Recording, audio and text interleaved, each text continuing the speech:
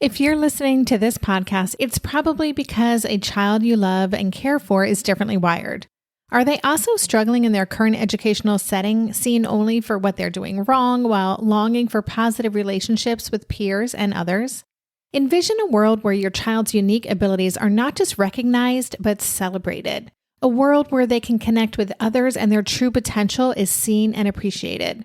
The Strength-Based Assessment Lab's mission is to build a world for your child just like that. Through its innovative approach, it aims to empower students, families, educators, and professionals to create positive, effective, and collaborative learning experiences. Be a part of shaping a brighter future for your child. Visit www.bgs.edu to learn more about what a strength-based assessment could mean for your family. That's bgs.edu. Let's say a teacher passes out a worksheet in class, and a child could either have currently an iPhone or an iPad and an iOS device. They would take a picture of that worksheet right on the app. And then within that app right there, you can just tap on the screen and you can type.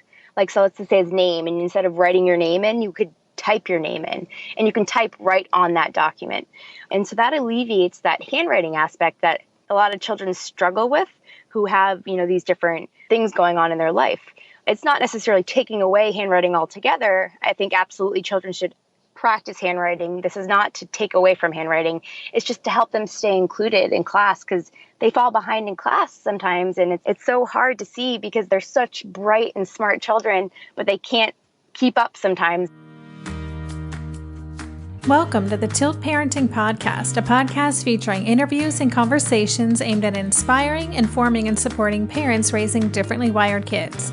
I'm your host, Debbie Reber, and today's episode features a conversation with the creator of a unique app for kids with dyslexia and dysgraphia called SnapType. Amberlynn Slavin, an occupational therapist, created SnapType in 2014 to help kids who struggle with handwriting fill in worksheets and other schoolwork using an iPad or iPhone so their handwriting challenges don't slow them down. And today, the app has helped hundreds of thousands of kids around the world feel more confident and more fully participate in school in a way that respects and supports the way their brains are wired. In our conversation, Amberlynn tells us about her inspiration for dreaming up SnapType, her process in developing it, and how the app has been received. As you'll hear from our conversation, Amberlynn loves what she does, and we love to hear stories of people who are actively doing the important work of finding creative ways to help our kids thrive. Thanks for listening to the Tilt Parenting Podcast. To learn more about Tilt, visit www.tiltparenting.com. Hey everyone, this is Debbie Reber with the Tilt Parenting Podcast, and today I am here with occupational therapist and creator of the SnapType app, which is designed to help students with dyslexia, Amberlynn Slavin. Welcome, Amberlynn. Hey Debbie, thanks so much for having me. I'm so happy to have you on the show. And so in late June, I posted an article from Attitude magazine about you and your app, and it generated a lot of interest in what you're up to and a lot of enthusiasm among parents who left comments about their, maybe their kid has already used and they're loving the app. There were others who said they were working towards getting SnapType written into their child's list of accommodations for their IEP at school. So first of all, I want to congratulate you on creating something that is clearly needed. And it seems to have already been embraced by and widely used among the families who need it. Yeah, thank you so much. It was an exciting thing it kind of took off really quickly as well. I created it actually while I was a student in grad school. So to know that I was helping other students while still being a student, it was kind of a fun thought to know that I'm helping all these, children too. So that's great. Well, I definitely want to hear all of that story and how this came about. So before we kind of get into the specifics about your app and how it helps kids with dyslexia, can you tell us a little bit about that? I know you recently received your master's degree in occupational therapy. I'm kind of just curious about you personally, why you chose occupational therapy as a discipline and what inspired you to go down that path. Yeah, definitely. So my undergrad was actually in physical education. So I've actually been a gymnast my whole life. I've done it competitively. I did it collegiately. So gymnastics and physical education has always been a part of my life. So that's what I went to my undergrad for. And then after graduating, I decided that I love gymnastics so much. So instead of doing PE, I actually coached gymnastics. And I learned about occupational therapy my senior year because I had a couple credits I needed to fill. And I was like, man, if I had known about occupational therapy my freshman year, I would have already been an occupational therapist by now. So being a gymnastics coach, I've always had to adapt different skills for children to help their needs. It make it easier or make it harder for them, depending on, what their skill set was. And that's a lot of what occupational therapists do. We really try to help children, individuals in general, be able to do the things that they love. And maybe we have to make it easier for them or harder for them, but we get to adapt those skills that they want to continue to do, and then they're able to do it. And I felt like my whole life I was an occupational therapist, but I never knew it. So when I found out that there was a field that did exactly almost what I'm doing already, I was like, I need to do that. And so I love occupational therapy and what it can do for individuals. That is such a great story. And just a little side note, I was a gymnast. That was my thing when I was a kid. I had dreams of the Olympics. Of course, I never would have made the Olympics, but that was something I still love. So I'm always like, when I meet people who are gymnasts, I have a special place in my heart. And, and also just hearing your story too about working with kids. I used to have Asher. My son is 11 now, but I had him in gymnastics for a number of years when he was young. And I had him try a lot of different sports, but it was something about gymnastics. And he ended up having the most incredible trainers who were so patient with him. And it was just such a safe place compared to some of the other sports that he was involved in. There's something about that sport, I think, is really unique. I love it. It's such an individualized sport in itself because it's you who's doing the skill, and it's what you can do instead of, well, there's a team part if you're doing team, but it's such an individualized skill, which is, I think it's just so important for those kids to know that I can do this, I can do that. And it's not necessarily a team thing. And it's such a special sport. I love it so much. Well, I would like now if you could kind of tell us about SnapType, and if you could take us back, how did the idea occur to you? I'd like to know a little bit about your creative process because a lot of people have ideas for apps, kind of like everyone has an idea for a book or everyone has a script they want to write someday, but not everyone does that. So tell us about your story for creating SnapType. It kind of started where I was in my fieldwork it was actually my first fieldwork when I was my first year in school. And I was doing a rotation in a school district. And there was a little boy who actually had dysgraphia, which he just had a really hard time writing. He couldn't read his own handwriting. His teachers were having a hard time. And he was just becoming really frustrated. And I thought that there had to be a better way for this child to be able to stay included and, just to be independent in the class because he was having a hard time. And so they had a lot of iPads in the classroom. So I was thinking maybe why not him be able to just take a picture of the worksheet that the teacher passes out to him and then just be able to tap on it and then type where he would, normally be writing on it. So that kind of gave me that idea. And so I went back home that day, did some research on the computer, and there was really nothing that did that, like what I wanted it to. And I was so surprised because it seemed like such an easy concept. There were a couple business ideas that were similar, but they were far too complex for a child to use. So that's where the idea came. And I was like, you know what? There's nothing there. I'm going to create it because this child is struggling. There has to be so many other children out there, either with dysgraphia, dyspraxia, dyslexia, ADHD, like anything really. Like a lot of children are struggling with handwriting and just even attention too. So I thought that there had to be a better way. So I was like, you know what? I'm going to create it. And that's how it started. So what did you do then? I mean, again, you have an idea for an app, but you're not a developer, are you? Or no. I mean, so how did you even know how to move forward? Yeah, no, that's a really great question. I think a lot of people, they always have these ideas and like, I don't even know where to start. I think I'll tell you kind of the steps that I did. So my husband is an engineer, which helped in terms of getting those connections to find a developer to do it. But with me, I'm so creative that I always have these little ideas and I'm like, oh, I wish I could do this. I wish I could do that. And I always share with my husband just to brainstorm ideas. And this idea that I shared with him, he's like, actually, Amber, that's a really great idea. And so after, like I said, I did that research, he had a friend who lived in, or a connection who lived in India. And so we kind of shot the idea over to him, and he was a developer. And so he's like, wow, this seems like a great idea. Like, I really would love to help out because it was helping children and an educational kind of an app. And so we didn't think it was going to go anywhere. We just thought I was going to make it, send it to this child, and he was be able to, keep up with his peers.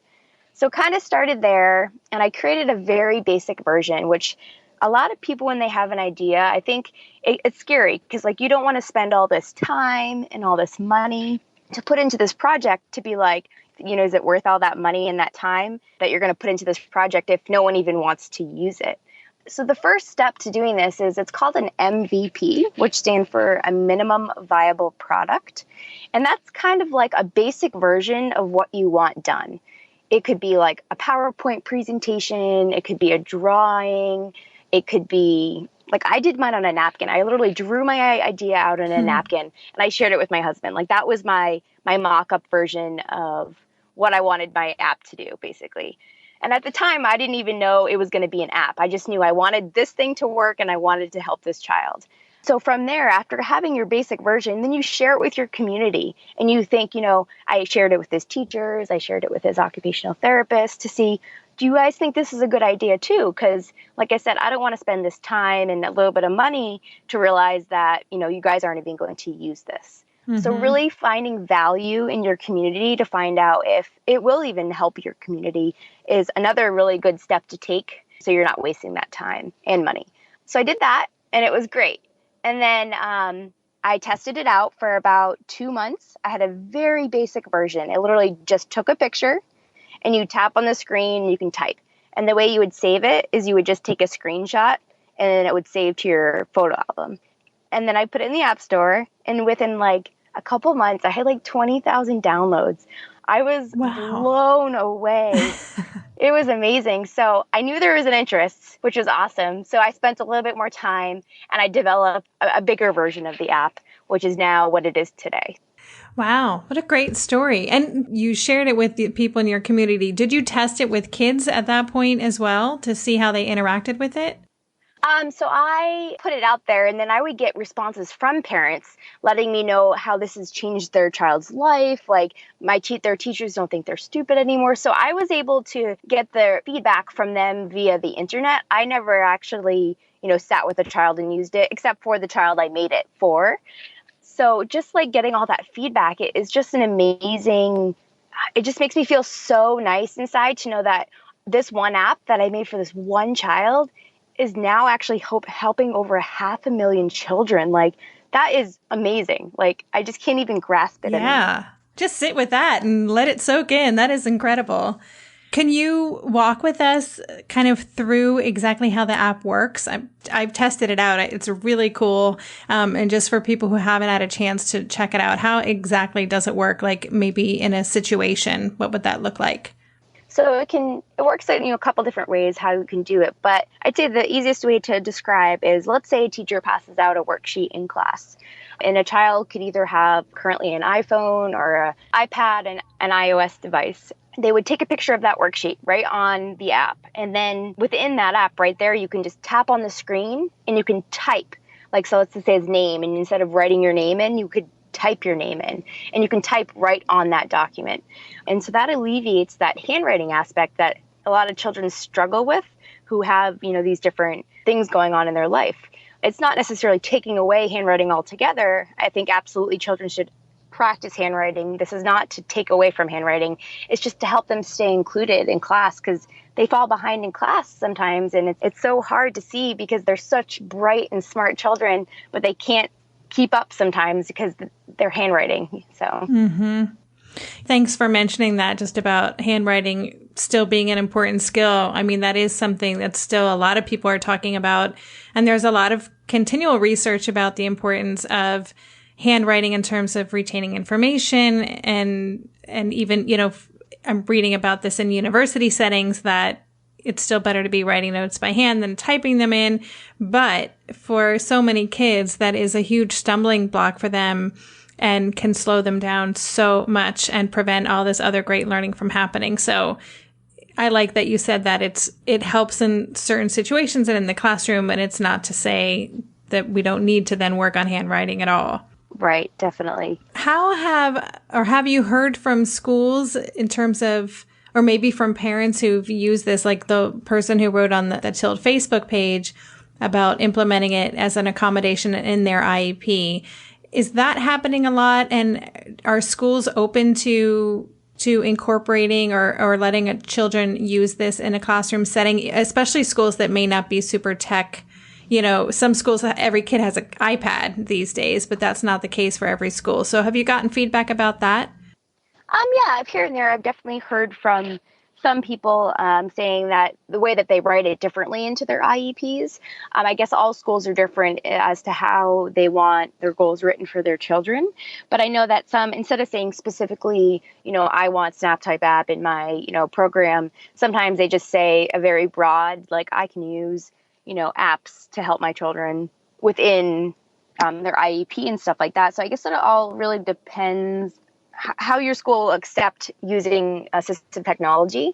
But I've learned from so many different people, like, sometimes they need to directly say, I want SnapType in my, program, because it's really getting around. Like a lot of schools do know what SnapType is. And like I said, it's definitely adding to their education. It's helping them. It's not taking away from their education.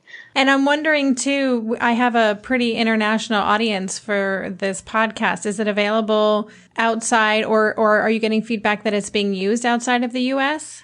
Oh, absolutely. We are in so many countries. I think over 50 countries. Like we've had so much feedback from people in other countries that we'd either have to translate it into to English because we weren't sure what they were telling us. But we also have the app itself is translated into a Spanish version, I believe a German, I can't remember if it's German or another language, but it's translated into a couple different languages for those other children who are in another country so they can actually use the app and understand what it is within the interface of how to read it in their language. But yeah, everyone, like a lot of people, we get emails from people like in Israel and the Netherlands, and we can see where we get the downloads from as well. So it's just really fun to see like, oh, we got a download from China today. So it's nice to know that it's gone around the whole world too. Darren and I are prepping for a big move at the moment, so we are fully leaning into any and everything that simplifies things, and that absolutely includes mealtimes. At a time when my executive functioning skills are being pushed to the limit, even planning and executing dinner for our family these days can feel like a really big lift. That's why I'm especially grateful for Green Chef, a meal service that offers pre-measured and prepped ingredients to my door. Each box is packed with foods you can feel good about, like whole fruits and vegetables, plus lean protein and whole grain options. In fact, one of the things I love most about Green Chef is that they offer options that prioritize gut and brain health, with science-backed recipes that feature ingredients like fiber, antioxidants, and omega-3 fatty acids.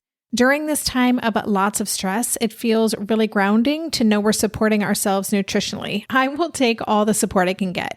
And Green Chef doesn't just cover dinner recipes. I can add high-quality breakfasts, lunches, and snacks to my weekly box from Green Market. Green Chef has a special offer for Tilt listeners. Go to greenchef.com/tilt50 and use code TILT50 to get 50% off plus 20% off your next 2 months. That's 50% off plus 20% off your next 2 months when you use the code TILT50 at greenchef.com/tilt50. Green Chef, the #1 meal kit for eating well. Maybe I've watched too many seasons of The Amazing Race, but every time I have to go somewhere on the subway, I treat it like a competition. It's all about making the right gut decisions about which route will get me there the fastest. Sometimes those decisions get me where I'm going early, and other times my gambles don't really pay off. Probiotics can't help with most gut decisions, but if your gut needs a little support, Ritual has your back. Their Synbiotic Plus, a 3-in-1 supplement, has clinically studied prebiotics, probiotics, and a postbiotic to support a balanced gut microbiome. I've been using Synbiotic Plus for about 6 months now, and it's become a core part of my morning routine. I take the mini capsule every morning while making my way through my inbox, whether I'm at home or I'm on the road, because it doesn't need to be refrigerated. And the capsule itself is delayed released, which helps it survive the harsh conditions of the upper GI tract for delivery to the colon. And that's exactly where we want it to go. Ritual invested in a study modeling the human colon, which showed that Synbiotic Plus significantly increased microbial diversity and the growth of beneficial bacteria. There's no more shame in your gut game. Synbiotic Plus and Ritual are here to celebrate, not hide your insides. Get 25% off your first month for a limited time at ritual.com/tilt. Start Ritual or add Synbiotic Plus to your subscription today. That's ritual.com/tilt for 25% off. Modern technology, man, I still get blown away by it when I think about the reach that we can have and that you could have this idea and be impacting 500,000 people's lives around the world is incredible to me. It is amazing. And I haven't done any marketing for it either. To know that I haven't even paid for marketing. I've used Facebook, and I put a post up one day and I went on some mom blogs and I said, I had this idea. I wanted to share this with your community. And it just took off. The moms shared it, and maybe some Dysgraphia and some Dyslexia blogs, they would just find it and share it. And that's how it spread. I have not put any money into marketing this, which is crazy that it just spread so much.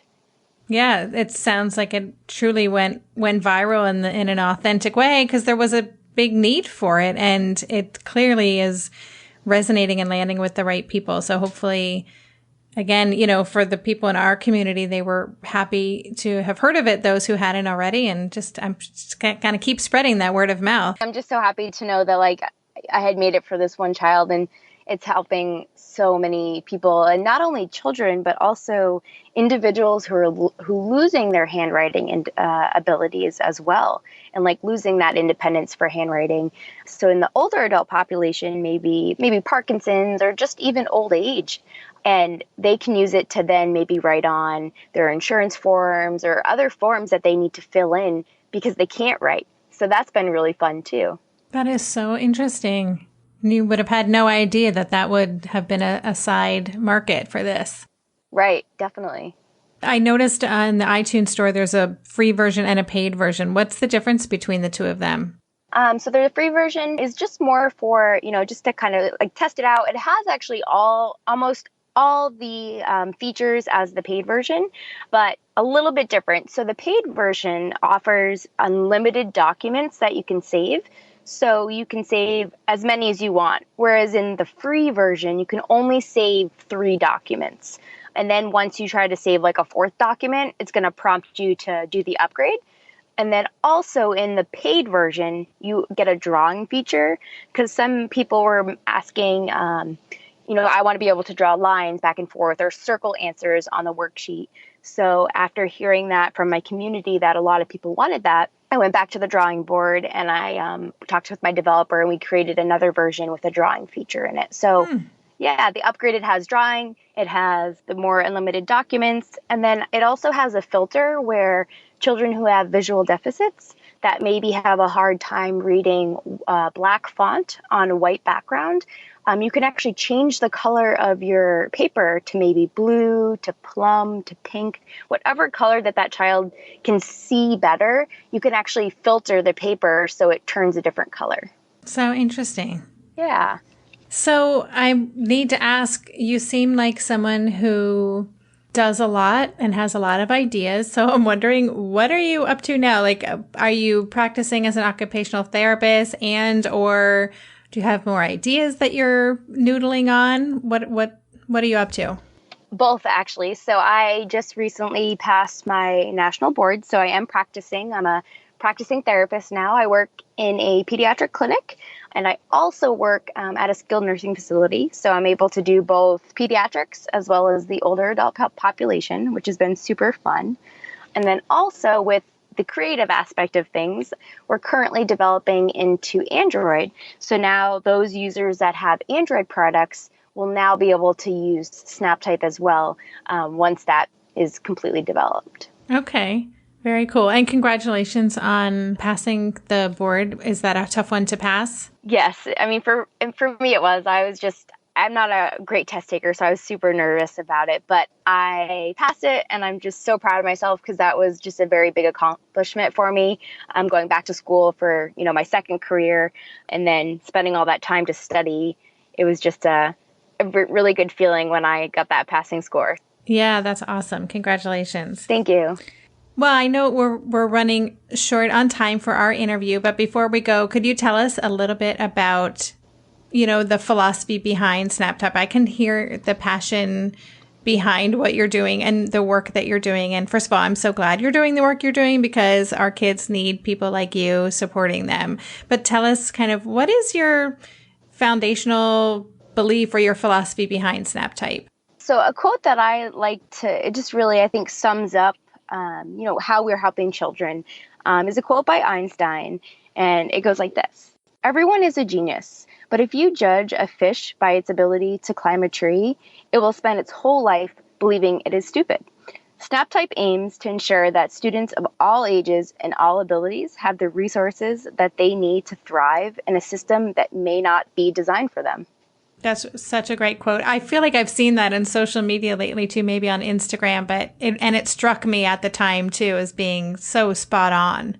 Yeah, it so is. And it's like our children are so bright, and maybe they just have a harder time expressing themselves, either because verbally they have difficulty or handwriting they have difficulty. And it's so hard because they're not able to express themselves. So I think by having the opportunity to use SnapType, I've had so many either teachers, students, even the kids would email me through the app saying, "Thank you so much," just to know that they aren't stupid, and they know they're not. And now their teachers know that they are just as bright as their parents know that they are. And I love what you said too about helping these kids who are in a system that wasn't necessarily designed for them. I mean, that is so in alignment with what we're doing at Tilt. And that is really our underlying philosophy is that, there's nothing wrong with our kids, but we continually are trying to fit them into an educational system and other systems that just plain weren't set up to accommodate who they are and their unique way of learning and seeing and experiencing the world. So I love connecting with people who share that same philosophy and then bring it to their work in different ways. It's very inspiring. So I know that our listeners are going to want to find out more about you and find out more about SnapType. So what's the best way for them to learn more, to find the app, and to connect? So we do have a website called www.snaptypeapp.com. That also has a blog within it as well that you can see any changes that may be happening to the app. But we also use Facebook a lot. That's kind of where we update that most often. So you could also just go to SnapType and type in SnapType for occupational therapy, and then our page will pop up and you can just like it. And then you can see all the stuff that we update, and we post, nice quotes, and we post things from our users. And it's just a really nice platform for people to go on and connect through. That's great. And for listeners, I will, as always, include the links to that in the show notes. So you don't have to be jotting those down right now. Make sure you have all that information on the show notes. So Amberlynn, I want to just thank you for being on the podcast. And again, for doing what you do. It's inspiring just, again, knowing that there are people like you thinking outside the box and creating these unique ways to support our awesome kids. So thanks again for being here. Yeah, thank you so much for having me too. And thank you for providing all these awesome resources to these parents. That's awesome in itself too. So thank you as well. You've been listening to the Tilt Parenting Podcast. For the show notes for this episode, visit tiltparenting.com/podcast and search for this conversation. If you like what you heard on today's episode, I would be grateful if you could take a minute to head over to Apple Podcasts and leave a rating or a review. Thank you so much for helping us stay visible so people who would benefit from the show can easily find it. If you want to support the show and help me cover the cost of production, please consider joining my Patreon campaign. To support the show, just visit patreon.com/tiltparenting. Lastly, if you aren't already part of the online community at Tilt, I invite you to sign up at tiltparenting.com on the box in the bottom where it says Join the Revolution. Every Thursday, I send out a short email with a quick note from me, a link to that week's podcast episode, and links to 5 stories from the news that week that are relevant to parents like us. Again, you can sign up and learn more about Tilt at www.tiltparenting.com. Are you overwhelmed by the things that get in the way of you doing what you want to do? Are you looking for ways to simplify life to better align with your values? Do you want to create space in your schedule so you have room for more of the good stuff? Play, joy, relationships, gratitude, and more? If you answered yes to any of these questions, I invite you to check out Edit Your Life, a podcast to help you edit the unnecessary from your life so you have more room to enjoy the awesome. Through episodes with me, Christine Coe, and a range of super smart, compassionate, and thoughtful guests, you'll come away with big picture insights and practical ways to declutter your home, schedule, and mental space without getting bogged down by perfection. I have always believed that small moments and actions matter tremendously. My goal is to help you find agency and space in your life through doable baby steps that will leave you feeling accomplished instead of overwhelmed. Check out Edit Your Life wherever you enjoy your podcasts.